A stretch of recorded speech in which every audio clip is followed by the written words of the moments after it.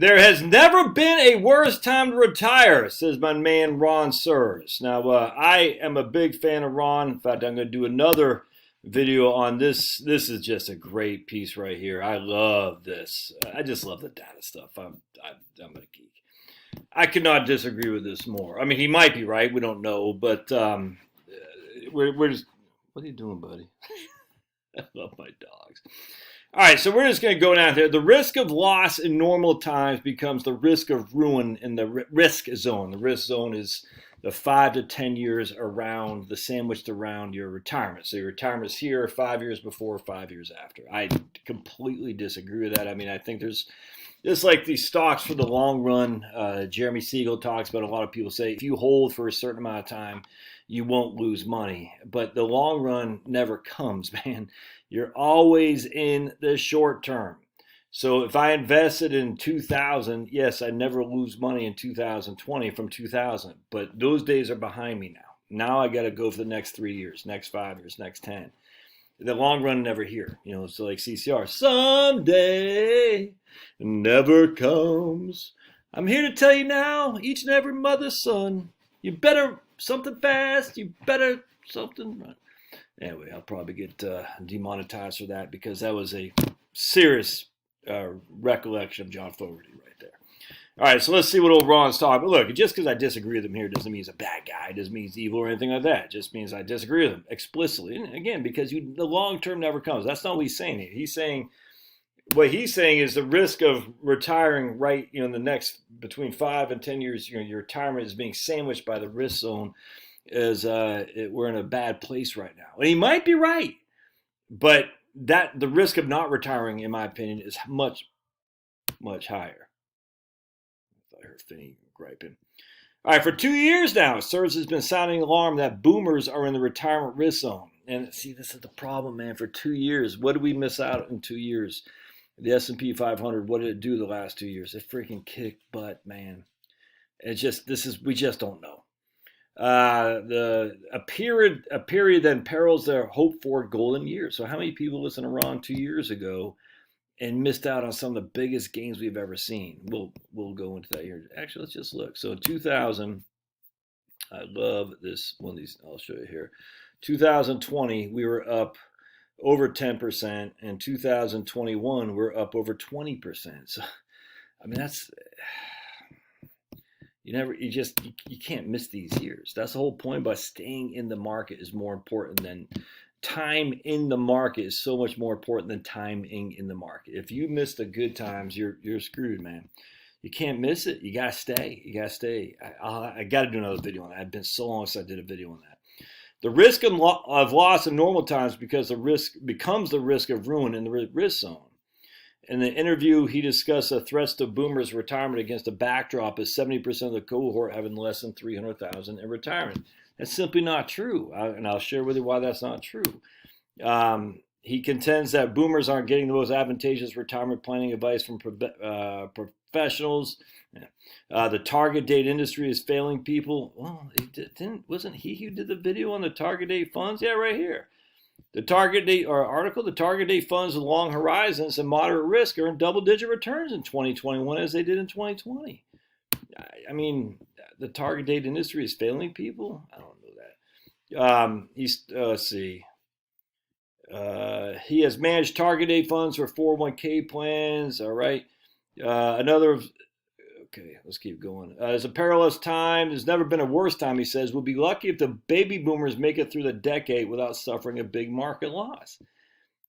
I don't understand that. We got smoked twice in the aughts. So we didn't get smoked at all in the teens, well, just inherently because we got smoked twice in the aughts. We get smoked every 5 years on average. I don't understand that. The 70s, we got smoked twice. The 80s, we didn't get smoked other than 87. That's tiny. That was like last year. In the 90s, we didn't get smoked either. So basically, the 80s and the 90s, we didn't get smoked at all. But in the 70s, we got smoked twice. And the aughts, we got smoked twice. And so this decade, previous decade, we didn't get smoked at all. So I don't understand that, man. Every decade, we get smoked in some capacity. And when I say smoked, it's a 25% decline at least. I don't know. Has there ever been a decade where you retired not thinking you could get smoked? I don't think so. I mean, if you think you're not going to get smoked, a huge market sell-off, I think you're crazy. We're living in perilous times. We've never had so many people simultaneously in the red zone, the risk zone. Let's see. There's never been a worse time. If you're lucky and make it through the risk zone without losing money, what is that? So, is the risk of being down in your portfolio? I had a guy email me just 2 days ago, and he didn't want. What did he say to me exactly? I said I can't remember, but I forgot what it was. But the whole point was, what was he saying? He didn't want to touch principal, and I said I don't understand that, man. He said he didn't want to sell shares. He just wanted to live off his income. But he didn't say it like that. But it's like, I mean, okay. But if your income, you're going to have a lot of shares to generate the income you need. What's wrong with living off principal? I don't get it. What's wrong with dividend and principal? I've never understood that. The 4% rule assumes you dip into principal. Everything assumes you dip into principal. If you just want to live off your dividends, you got to have a hell of a lot of money to get a dividend that pays you when the markets are, the average dividend yield is what, 2 to 2.5. $1 million pays you $25,000. Well, I have a higher dividends. If you have higher dividends, the only reason you're doing that is because you're taking on more risk. That's just a fact. Or there is no growth potential in there, just none. Preferred shares come to mind. You could do that, but it's basically a fixed income on dividends. Nothing inherently wrong with that, but don't tell me a higher dividend than the S&P 500 is better because of you get both the growth of the S&P 500 and a higher dividend. It doesn't work like that. You have more risk. Value stocks. I have almost all my portfolio in VTV is more risky than the S&P 500. The reason why value stocks have outperformed because they're more risk. That's why they're value, because the price has dropped, which is why the dividend yields are higher. There's a reason the price has dropped. The reason the PE ratios are lower, because they're more at risk to keep going at. That's why they're value stocks. They've taken on the chin for whatever reason. All right, let's keep reading. There's a couple things I take issue with. All right, there are 78 million baby boomers. We were talking about of those. 70% have saved less than $300,000. But if they can live on Social Security in some states like Arkansas, they can rent a decent place for $300 or $400. Except that might not be what many boomers would choose for retirement. So I think he's being facetious here, being a little sarcastic. If you can live off Social Security, you can get a decent place in Arkansas for $300. He's trying to make it sound like you're going to be poor. And I want to show you guys something. We're going to take our trusty calculator. All right, we're going to say we're getting $2,500 a month off Social Security, which is $30,000 a year. So we're going to say $30,000 a year is our payment. We're going to put a negative in front of that. All right, we're going to say we have zero future value. We're going to say it's going to grow at 2.4% cost of living, which is what the Social Security Administration says. We're going to do this for 25 years when we die. And what is our present value? Our present value is $572,000. That is essentially what you would need to generate a $30,000 annuity, a cost of living adjustment of 2.4%. Does that make sense? So if you have $300,000 in your portfolio, all right, you also have a $572,000 annuity essentially. You can't roll it over, but it's guaranteed with a cost of living adjustment, which is tax favorable as well. All right, so stop this. People only have $300,000 to live on. They don't. That's $2,500 a month in Social Security. That's $30,000 a year. All right, so if you had $300,000 on top of that, you took $15,000 off that every year, plus your $30,000 annuity called Social Security. That's $45,000 a year right there. You know how much of that's taxable? I don't know if you're married, none. I think if you're single too, maybe I should do a single thing and see how much of that's taxable. Off the top of my head, I can't remember. But anyway, point being is, yeah, you can probably do okay. You're probably doing okay. I just don't understand that, man. Interest rates have never been lower. That's bad because people who want to save can't be safe and make money. Well, if you're living off your portfolio, you're not really saving anymore. I mean, I get it. You're saving, you're investing, but I don't get that, man. It's just interest rates have never been lower.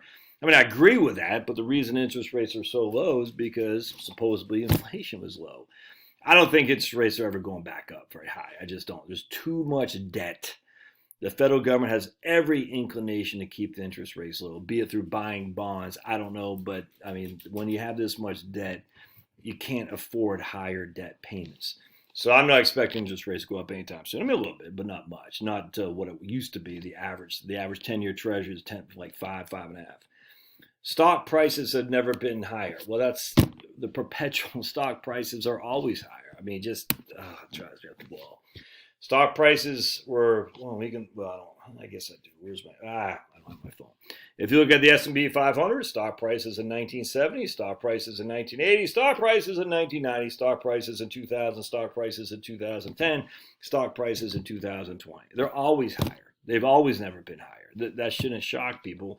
So the history of the markets are the market goes up, takes a loss. It goes up, takes a loss. The gains are permanent, the declines are temporary. I can't guarantee you that, but if you look historically, that's what happens. So inherently, the stock prices are always higher. I never understood this. The market's too high. We've never ever printed so much money. All right, well, I agree with that. Japan has never ever printed so much money either. So the government spent more than twice what we spent on World War II if you turn all those $1945 into $2021. Okay. I know everyone says this is hyperinflation. Well, if that's hyperinflation, you know what the Fed does to combat inflation, which I find silly, but they raise the interest rates. Raise the interest rates. What does that do to Fed spending? It makes them have higher interest rates in which they got to pay the debt on. So you don't think the Fed, I mean, like the Fed knows this. I'm not saying they're smart. We should audit the Fed. We should get rid of the Fed 100%. I completely agree with Ron Paul. But this is the game we're playing in right now. There's limits to what they can raise the interest rates to, just inherently because so much debt is out there for sure. Don't forget, we own most of our own debt. I just want to point that out too. All right. The wealth divide has never been larger. Okay. I don't disagree with that. I just don't know what it has to do with you retiring today. That doesn't make sense. We've never had so many people retiring. Okay. Market correction is on top of the list. Well, market correction, I mean, it's just a 10% decline. Threat of nuclear disasters. Oh, geez, Ron, are you one of these guys? By North Korea and Iran. The Federal Reserve entitlements running out of money. The world debt crisis. Baby boomers being the risk zone. COVID and trade wars. What can I do? At least look at the risk they're taking. Solutions like a 60-40, blah, blah, blah. What do you consider probably treasury, inflation, securities? He likes tips, precious metals, crypto. Oh, boy, he likes cryptos. Commodities, farmland. All right, so how's Mrs. Smith there in freaking Tempe, Arizona, going to get some farmland with her less than 300,000, Ron? How's that going to happen? Give me a freaking break. Now, look, I like Ron. This is what she can invest in commodities, farmland, crypto, precious metals. I mean, let's see. Beware that most investors in target date funds are people that know how to invest. You don't know that. I mean, you simply do not know what you're talking about there. How do you know that? Have you surveyed them? Do you know? But I do agree. We'll see. The target funds, 65% of the $3 trillion is managed by just 3 firms. All right. So Ron, see, this is kind of like he's saying, look at me. I manage target date funds, and my biggest competitors are Vanguard, T. Rowe, Fidelity, COVID. All right. I mean, I get that, but the biggest oligopoly is Vanguard and BlackRock. I'm not sure if he talks about that. This whole thing is weird to me. All 3 have excessive risk at the target date, in my opinion. Okay. Surveys have shown that employees think their 401k money is guaranteed. Where I'd like to see those surveys. Where are those surveys? I'd like to see them, frankly. I've never. Do you think your 401k money is guaranteed? Does anyone? I'd like to see that survey. All right. I'm anti-excessive risk at the target date. My target date funds it's kind of like a 28% risky assets, 80% treasury bills and tips. This is almost like a sale pitch to get him to compete against the other firms for target date funds. Stop clock and all that. And maybe he will be right at some point. I find this whole thing to say the vast majority of retirees don't have enough money to live on. They have to live in a $300 or $400 apartment in Arkansas. The markets are too high, all this.